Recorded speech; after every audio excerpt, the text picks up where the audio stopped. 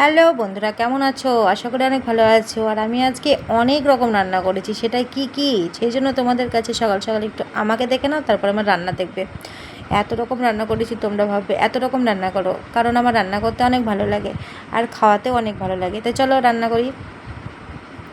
তো রান্না হচ্ছে এদের কচু, এটা হলো ওলের ডাঁটা দিয়ে, কাঁঠালের বীজ দিয়ে, পটল দিয়ে একটা তরকারি বানাবো। আর এই যে দেখো কত চিংড়ি মাছ।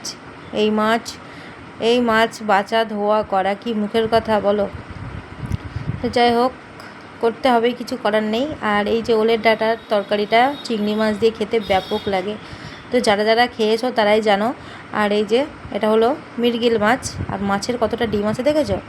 যাই হোক, ওই যে ওটা একটু ভাপ দিয়ে নিয়েছিলাম, ওলের ডাঁটাটা আর হচ্ছে কাঁঠালের বীজটা। তো পটল এবার আমি তেল দিয়েছি, তেলের মধ্যে দিয়ে দিয়েছি চিংড়ি মাছটা, ফার্স্টে ভেজে নিয়েছি, তারপর দিয়ে দিয়েছি পাঁচফোড়নের মধ্যে দিয়ে দিয়েছি পটল।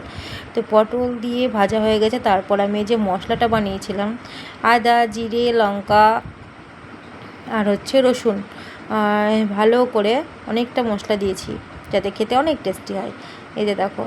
তো যাই হোক, মশলা দিয়ে ভালো করে কষিয়ে নিয়ে তারপর আবার এই যে যেটা সেদ্ধ করে রেখেছিলাম ওলের ডাঁটার কাঁঠালের বীজ, ওটা দিয়ে ভালো করে এবার কষিয়ে নেবো। আর জল দেবো না, আর পরিমাণ মতো চিনি দেবো। এই তরকারিটা খেতে অনেক ভালো লাগে, আমার তো খুবই সুন্দর লাগে। তোমাদের কেমন লাগে সেটা তো আমি বলতে পারবো না। তো যাই হোক,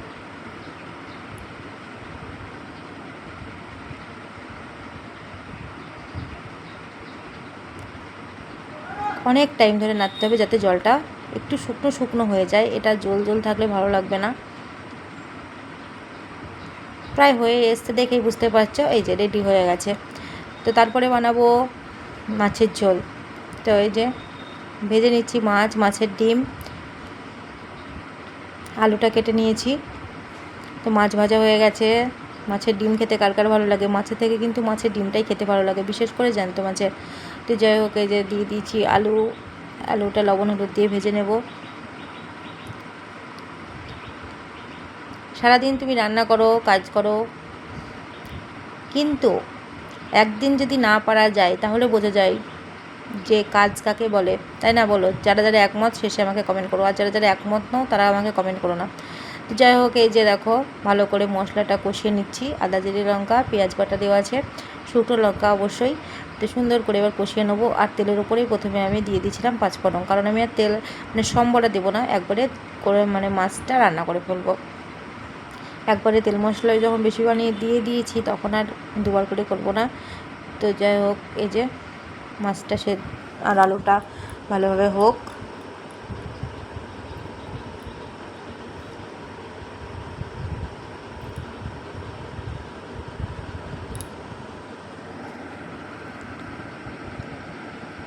তারপরে বানিয়েছিলাম, মাছের ঝোলটা হয়ে গেল, বানিয়েছিলাম থোড় দিয়ে পেঁপে দিয়ে ঘন্ট। তো থোড় পেঁপেটা একটু লবণ মাখিয়ে রেখেছিলাম। এই যে ভালো করে কষিয়ে নিয়েছিলাম, তেলের ওপরে দিয়ে দিয়েছিলাম এই যে পেঁপেটা আর থোড়টা, কাঁচা লঙ্কা ছিঁড়ে দিয়ে দিয়েছিলাম, ভালো করে হোক মাখানো। এবার আমি সেদ্ধ করে নামিয়ে রেখেছি। তারপরে এবার তেলের মধ্যে দিয়ে দেবো মুগ ডাল আর আদা জিরে বাটা।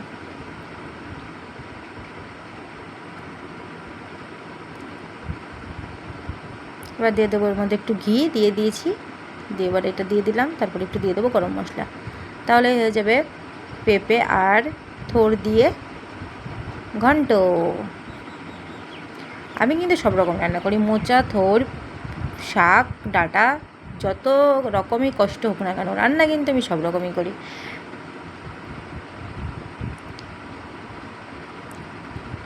এই যে গরম মশলা দিয়ে দিলাম, শাহি গরম মশলা। এই যে রেডি হয়ে গেল এই তরকারিটা। রুটি দিয়ে খেতে কিন্তু অনেক বেশি ভালো লাগে ভাতের থেকেও। তারপর বানিয়েছিলাম আলু পটলের চচ্চড়ি। আমার এই আলু পটলের চচ্চড়িটা খেতে অনেক ভালো লাগে, মুড়ির সাথেও ভালো লাগে, রুটির সাথেও ভালো লাগে, ভাতের সাথেও ভালো লাগে। এটা হলো সব রকমের সাথে এই তরকারিটা যায়। তো এটা না ভেজে করলেও অনেক বেশি ভালো লাগে, পেঁয়াজ দিতে হবে বেশি করে। এই যে এরকম করে একটু নেড়ে দেবো, তাহলে আরও বেশি টেস্টি হবে খেতে।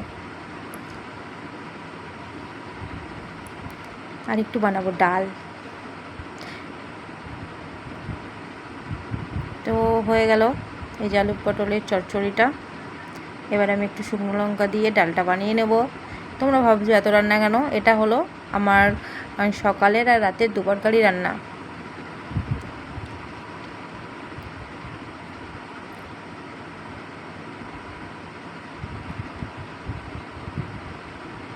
এবার দিয়ে দেব সাদা তেলের মধ্যে আলু ভাজা, কারণ রাত্রিবেলাতে আলু ডালের সাথে কিছু ভাজা না থাকলে তো ভালো লাগে না। তো সুন্দর করে আলুটা ভাজবো। অনেকটা তেল দিয়েছি, দেখতেই পাচ্ছ। আর দিয়ে দিয়েছিলাম সাদা তেল। আর দিয়ে করবো পেঁপে ভাজা।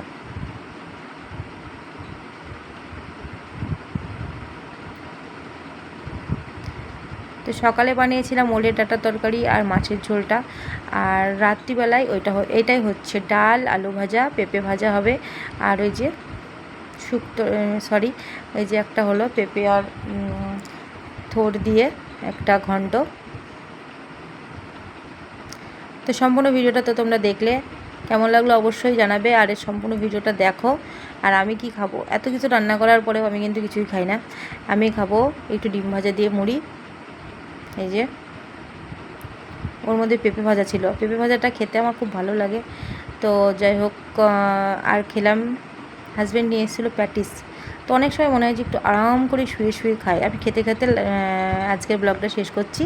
এটা ছিল চিকেন প্যাটিস। তো তোমাদের ওখানে কত করে দাম জানিও। ভালো লাগলে লাইক, কমেন্ট, শেয়ার, সাবস্ক্রাইব করো। বাই।